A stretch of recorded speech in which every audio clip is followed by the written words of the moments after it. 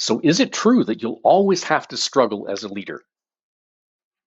So in other words, no matter what kind of leadership role you have, whether you're an entrepreneur, you're an executive, maybe you're a professional, at whatever level you're at whatever leadership type of position or role you have, doesn't really matter.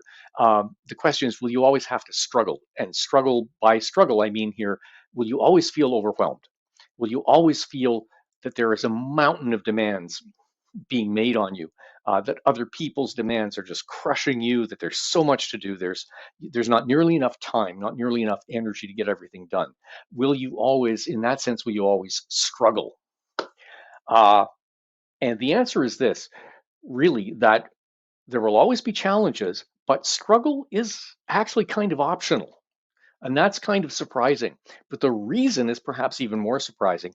And that reason is simply that our it is our subjective uh, experience of events that leads to struggle as opposed to simply interpreting something as challenge.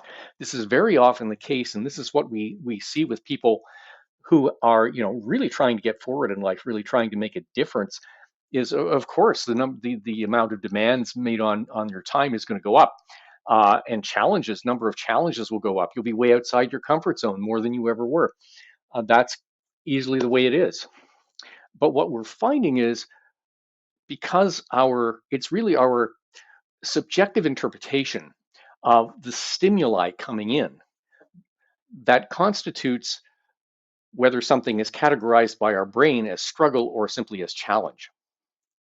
And when it's struggle, what we see is really a defensive mentality about life, really being on the defensive.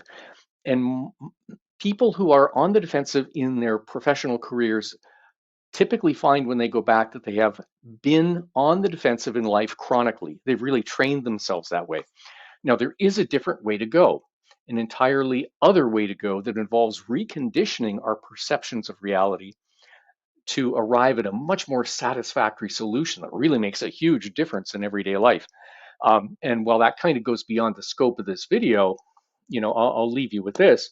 Um, Consider what it would be like if you could naturally, easily, and effortlessly dominate your life instead of feeling you're always behind the eight ball, instead of feeling you're always going to struggle.